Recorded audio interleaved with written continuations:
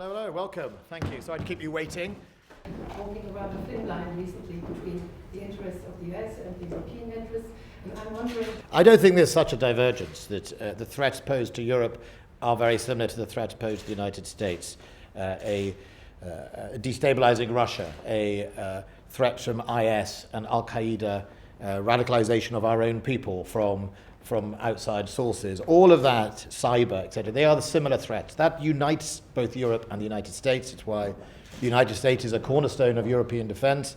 It is why Brexit won't get in the way of any of those issues, because the security of Europe is really important to Britain as much as it is important to the member states of the European Union. And I don't think there will be a problem at all. And I think, our bilateral has been strong while we're in the EU. It'll be just as strong after the EU.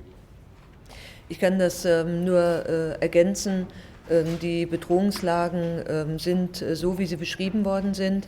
Das, was wir auf der europäischen Seite und insbesondere auch als europäische Säule innerhalb der NATO stärker herausbilden müssen, ist unsere Fähigkeit zu handeln, unsere Fähigkeit zusammenzuarbeiten. Es gibt viele unterschiedliche Ansätze von den PESCO-Projekten zum gemeinsamen Sicherheits- und Verteidigungsfonds.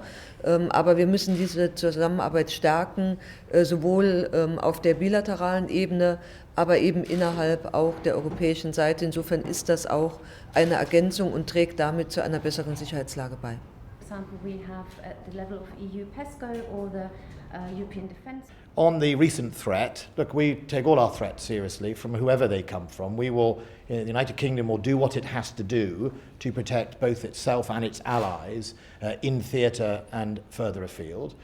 We take statements like that from President Rouhani seriously, but we also recognise that, that is not the way to de-escalate the situation. The way to de-escalate the situation is for all the sides to come together to talk about address each other's fears, such as JCPO, such as the Americans' fears about where did some of that money get spent.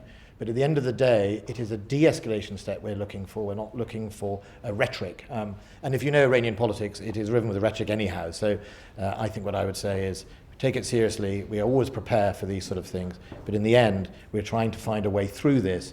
And if a big deal is what's required, then we should embrace that alongside the JCPO. Bundeswehr, that the earliest that they can join the Bundeswehr is 17 years of age. Then they also need to have the agreement of their parents for that. The internal running of Russia is a matter of the Russian people and the Russian government.